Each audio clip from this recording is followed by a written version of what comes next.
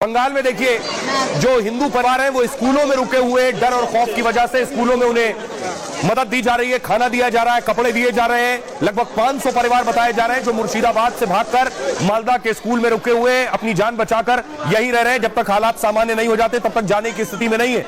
कुछ लोग तो इतने डरे हुए देखिए झारखंड पहुंच गए, यानी बंगाल भी छोड़ दिया है, झारखंड पहुंच गए। ये परिवार मुर्शिदाबाद का है जो झारखंड के पाकुर में जाकर रुका है डर और खौफ की वजह से।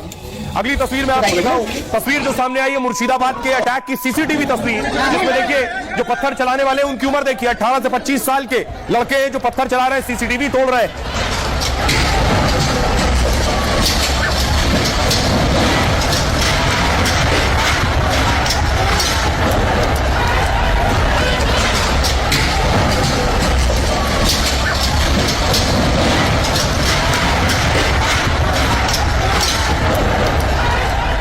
लेकिन ये जो पत्थर चलाने वाले लोग हैं, जो बंगाल में हिंसा करने वाले लोग हैं, क्या इसका बांग्लादेश से भी कोई कनेक्शन है?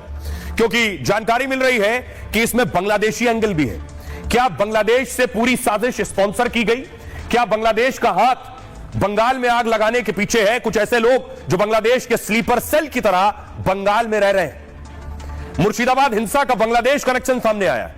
भारत बांग्लादेश बॉर्डर पर साजिश रचने का सुराग हाथ लगा है। रामनवमी के वक्त हिंसा भड़काने की पहले साजिश थी, यानी बंगाल में साजिश होनी थी और पहले रामनवमी के वक्त। लेकिन बड़ी सुरक्षा व्यवस्था के कारण चीजें बदल गईं।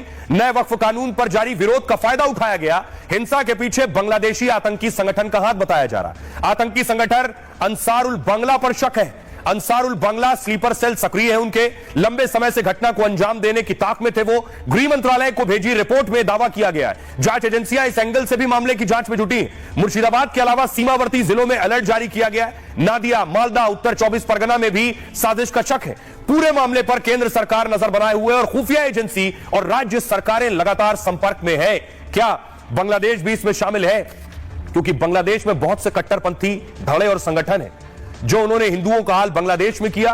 बांग्लादेश से सटा हुआ बंगाल की सीमा और बहुत से बांग्लादेशी घुसपैठ करके बंगाल में आते हैं। वही क्या वो बंगाल में करना चाहते हैं? सुनिए सियासतदानों को। वहां क्या खाली अजान नमाज चलेगा और ईद मुहर्रम चलेगा? बांग्लादेश बनाना चाह रहे हैं, यही तो हम बार बार बोल रहे हैं। यही साजिश चल रही, बंगाली को बंगाल से निकाल करके बांग्लादेश बनाने का साजिश चल रही है। ये भारतीय जनता पार्टी के प्रधानमंत्री अटल जी ने कही थी कि गुजरात में जो कुछ हुआ है वो एक्शन का रिएक्शन है। मुर्शिदाबाद में भी जो कुछ हुआ है वो इसीलिए हुआ है कि जबरदस्ती वक्फ एक्ट को सरकार ने कानून बनाया है। सरकार को चाहिए कि उसको वापस ले। 30% को जो है वो मार नहीं सकते, लेकिन 70% को मरवा सकते हैं। वहां की सरकार कह रही है कि 30% को जो है वो भगा नहीं सकते, लेकिन 70% को भागने दे रही है। तो ये जो चीज है, ये मुझे लगता है कि किसी भी देश के लिए और किसी भी राज्य के लिए ये कतई जो है वो एक्सेप्टेबल नहीं है। बंगाल में हो रहा है वो भी दुखद है, जो गुना में हुआ वो भी दुखद है, जो संभल में हुआ वो भी दुखद है, जो बहराइच में हुआ वो भी दुखद है।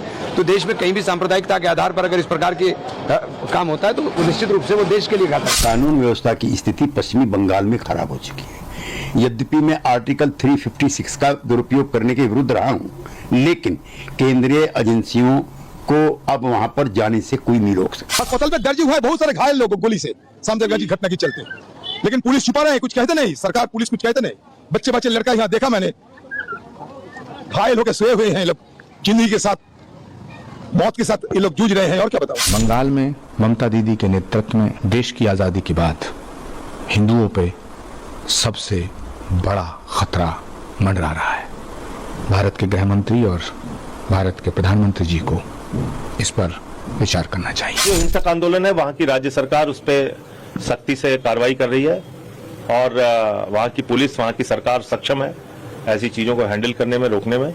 ममता जी पे मुझे पूरा भरोसा है कि वो वहां की हिंसा को रोकने के लिए पूरा हर सख्त कदम उठाएंगे। समृद्धि की बात करते हैं, पश्चिम बंगाल की सरकार उसके खिलाफ खड़ी होती है, लेकिन पश्चिम बंगाल की जनता अब पश्चिम बंगाल की इस वर्तमान सरकार से उब चुकी है और इसका जवाब आने वाले समय में पश्चिम बंगाल की जनता वहां की सरकार को देगी।